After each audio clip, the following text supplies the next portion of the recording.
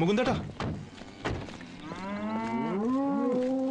പ്രവാസി മലയാളികളുടെ പ്രശ്നങ്ങൾ പഠിക്കാൻ വന്ന മന്ത്രിസഖാവ് കരീമിന്റെ ഹോട്ടലുകാരെ നടത്തുന്ന ഡെസേർട്ട് ക്യാമ്പ് ഇന്ന് രാത്രിയിലേക്ക് ബുക്ക് ചെയ്തിരിക്കുക. 100 പേർക്കുള്ള ക്യാമ്പ് കുഞ്ഞുണ്ണു മുതലാളി മന്ത്രി കരുണനും ചേർന്ന് വെറും 25 ഗസ്റ്റുകൾക്കായിട്ടാണ് ബുക്ക് ചെയ്തിരിക്കുന്നത്. എന്ന് വെച്ചാ ബാക്കി 475 രൂപയുടെ കാശ് ചുമ്മാ കൊടുക്കുന്നു നടത്താം. ഏതോ വലിയ ഇരയെ പിടിക്കാനല്ലാതെ ഇങ്ങനെ ചെയ്യില്ലല്ലോ. ഹോട്ടലിൽ ഞങ്ങൾ വാച്ച് ചെയ്തപ്പോ വിദേശികളടക്കമുള്ള വമ്പൻ സ്രാവുകളാണ് സഖാവ് കരുണന്റെ വിസിറ്റേഴ്സ്. നമ്മുടെ പാർട്ടിക്ക് ഗൾഫിൽ നല്ല വളർച്ചയാണ് മൂന്നേട്ടാ. ഏതായാലും ഞങ്ങൾ ചില ശ്രമങ്ങൾ നടത്തുക. മൂന്നാട്ട് വന്നേ പറയാം. Good evening. പിന്നെ വിളിക്കേ പ്ലീസ്.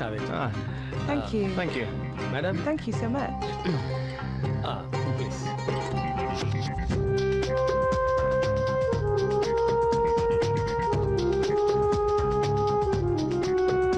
ഒരുപാട് പ്രതിസന്ധികൾ ഫേസ് ചെയ്യേണ്ടതുണ്ട്. പാർട്ടിയെ കൺവിൻസ് ചെയ്യിക്കണം, പ്രതിപക്ഷത്തിന്റെ വായടയ്ക്കണം, പിന്നെ ഇങ്ങനെ ഒരു റയ മെറ്റീരിയലിന്റെ ഡീലിംഗ് ആവുമ്പോ പൊതുജനങ്ങളെയും പേടിക്കണം. ശരിക്കും പറഞ്ഞാൽ ഞാനൊരു റിസ്ക് ആണ് എടുക്കുന്നത്.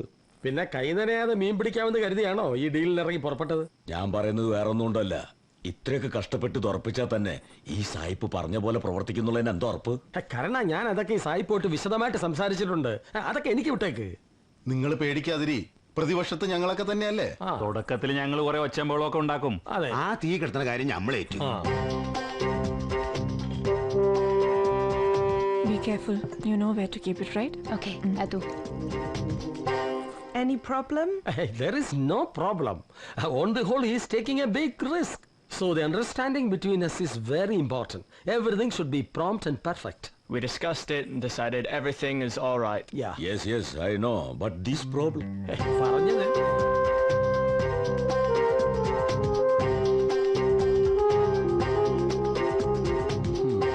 പറഞ്ഞത് തന്നെ പറഞ്ഞുകൊണ്ടിരുന്നിട്ട് കാര്യമില്ല. സായിപ്പ് കൊണ്ടുവന്ന കാശ് വാങ്ങി വെച്ചിട്ട് കൈ കൊടുക്കാറണ. ഡീൽ സൈൻ ചെയ്യാൻ സായിപ്പിനെ കേരളത്തിൽ കൊണ്ടുവരേണ്ട ഡേറ്റ് നാട്ടിൽ ചെന്നിട്ട് എന്നെ അറിയിച്ചാൽ മതി. Please give it madam. Okay. Here you go. Thank you. Thank you, madam. Everything success.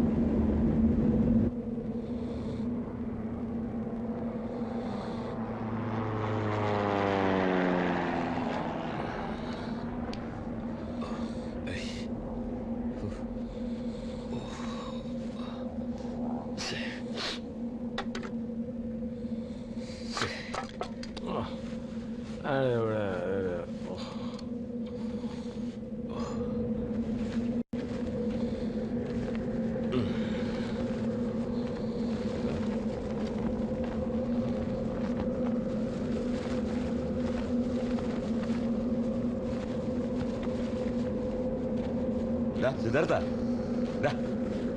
എഴുന്നേൽക്കടാ. ഇവിടെ ചായയും വെള്ളം തരാനൊന്നും ആരുമില്ലേ? ആരെയും കാണുന്നില്ലല്ലോ. കാണുന്നില്ലേ? കരിമുക്ക, ഇയാളിത് എവിടെ പോയി കിടക്കും? കരിമുക്ക, നമ്മൾ വന്ന വണ്ടികൾ കാണുന്നില്ലല്ലോ. എന്താ എന്താ? ജോലിക്കാരെ ആരെയും കാണുന്നില്ല. വന്ന വണ്ടികളും കാണുന്നില്ല. എന്താ കഥ? എന്റെ മൊബൈൽ ഫോണും കാണുന്നില്ല. സിദ്ധാർത്ഥ, ടൂർ ഓപ്പറേറ്ററെ വിളിച്ച് 4 തെറി പറ. മരുഭൂമി കൊണ്ടുവന്നിട്ട് തമാശ കാണിക്കാം. അയ്യോ, എന്നെ മൊബൈൽ കാണുന്നില്ല. എന്റെ ഫോണും കാണുന്നില്ല. ആരോട് ഫോണും കാണാല്ലോ എന്ന് പറഞ്ഞാൽ അതാരോ മനഃപൂർവ്വം ചെയ്ത പോലെ ഉണ്ടല്ലോ. നമ്മളിപ്പോ എന്ത് ചെയ്യും? നിങ്ങൾ രണ്ടുപേരും കൂടിയല്ലേ എല്ലാം ഏർപ്പാട് ചെയ്തത്? എന്നിട്ട് എന്നോട് ചോദിക്കുക. കരിമ, കരിമ,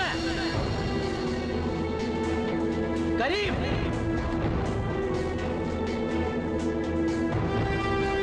കരീമ, കരീം, കരീം.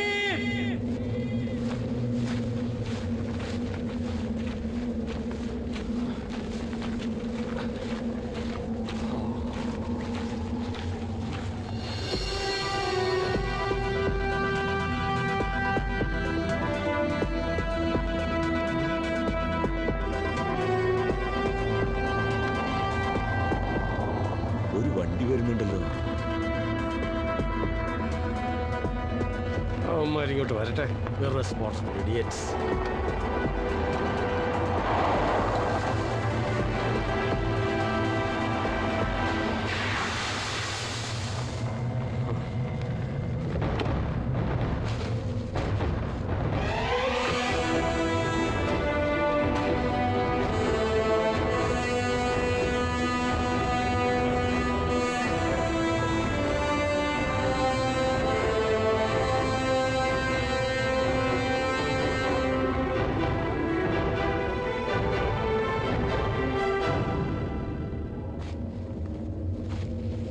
മൊബൈൽ ഇല്ലാത്തത് കൊണ്ട് ആരെയും കോണ്ടാക്ട് ചെയ്യാൻ പറ്റിയില്ല അല്ലേ?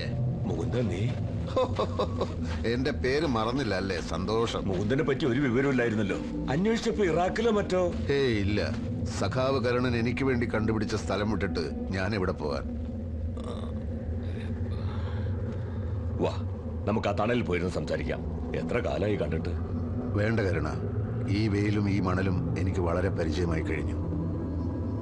പാവപ്പെട്ട പ്രവർത്തകർ അടികൊണ്ട് ചോരതൊപ്പി ഉണ്ടാക്കി തന്ന പാർട്ടിയുടെ തണലിൽ സുഖിച്ച് ജീവിച്ച് ശീലിച്ച കരുണന് ഈ വെയിൽ താങ്ങാൻ ഇത്തിരി പ്രയാസമായിരിക്കുമെന്നറിയാം. മുകുന്ദൻ എന്താ ഇങ്ങനെയൊക്കെ സംസാരിക്കുന്നത്?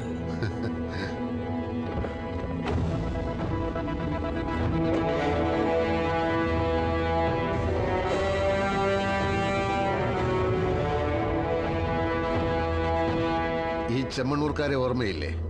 ഇത് കരീം ഞങ്ങളെ കുറച്ച് സഹായിച്ചു. കൂടുതൽ സംസാരിക്കാനൊന്നുമില്ല മുകുന്ദേട്ടാ. ആട്ടിച്ച് കൊല്ലുക വേണ്ട ഈ വഞ്ചകനെ. ജീവിതകാലം മുഴുവൻ പാർട്ടി പാർട്ടി എന്ന് പറഞ്ഞു നടന്ന സൊസൈറ്റി ഗോപാലൻ എന്ന പാവം മനുഷ്യനെ, എന്റെ അച്ഛനെ എങ്ങനെ ചതിക്കാൻ തോന്നി കരുണ നിനക്ക്? നിനക്കിപ്പ കിട്ടിയ ഈ കൂട്ടുകാരുണ്ടല്ലോ, അവരോടൊപ്പം ചേർന്ന് നീ നിന്നെ വളർത്തിയ പാർട്ടിയെയും കേരളത്തിലെ ജനങ്ങളെയും ചതിക്കുകയാണ്. അത് ക്ഷമിക്കാൻ എനിക്ക് പറ്റില്ല. അച്ഛനോടും എന്നോടും ചെയ്തത് എനിക്ക് മറക്കാൻ പറ്റും. ചതിക്കപ്പെടുക എന്നുള്ളത് ഇപ്പൊ എനിക്കൊരു ശീലമായിരിക്കുന്നു. ഞാൻ എച്ചിൽ പാത്രം കഴുകിയുണ്ടാക്കിയ പണം നിന്റെ അനന്തരവൻ തട്ടിയെടുത്തു. അയ്യോ, മൂന്നിട്ട് എന്തായി പറയുന്നത്? ഞാൻ മിണ്ടരുത്.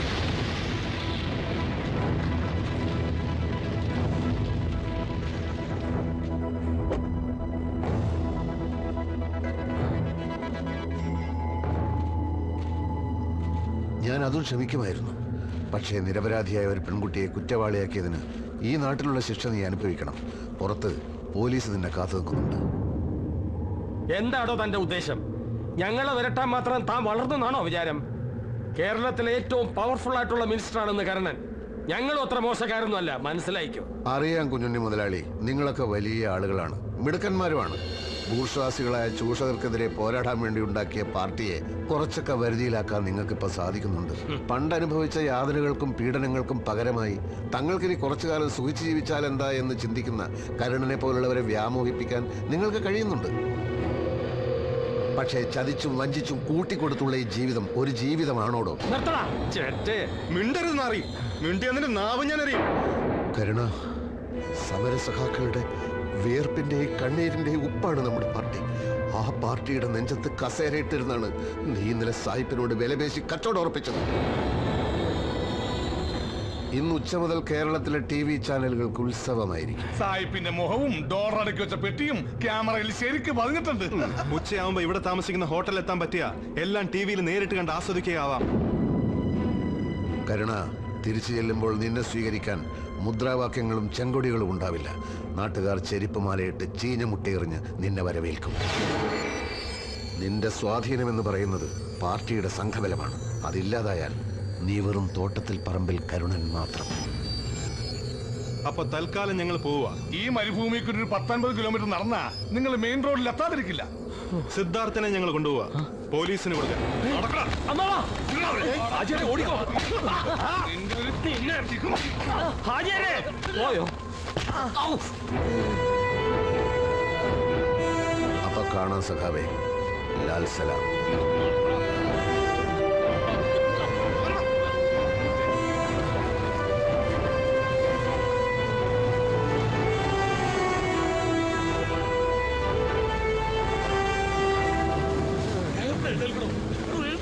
തല കറങ്ങുന്നുണ്ടോ?